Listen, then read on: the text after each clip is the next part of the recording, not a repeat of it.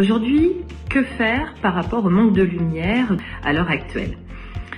Eh bien, on peut avoir quelques alternatives telles que la luminothérapie. C'est une machine qui délivre une lumière blanche qui va avoir les effets de la lumière en plein jour sans les UV. Donc on peut être devant sa luminothérapie sans problème pour les yeux, donc sans avoir besoin de mettre des lunettes de soleil.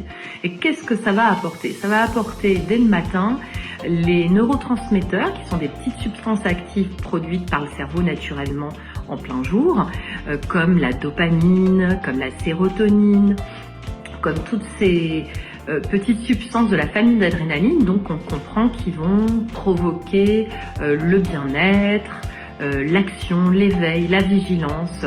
Ça va aider à avoir une meilleure concentration, une meilleure mémoire, une meilleure humeur également.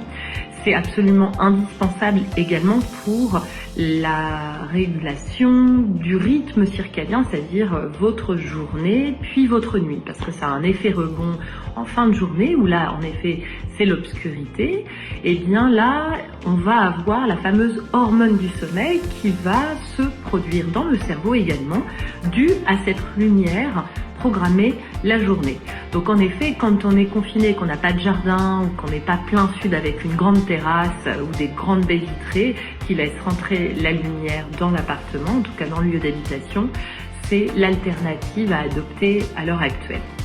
Après, la luminothérapie, ça a aussi un petit effet très sympa, c'est que ça va réguler aussi la faim.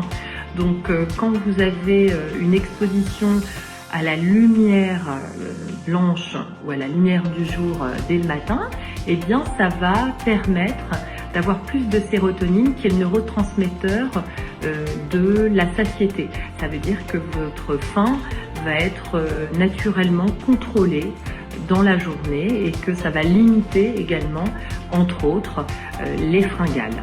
Donc voilà, donc quand on n'a pas trop de lumière chez soi, on opte pour cette luminothérapie et puis on prend son mal en patience.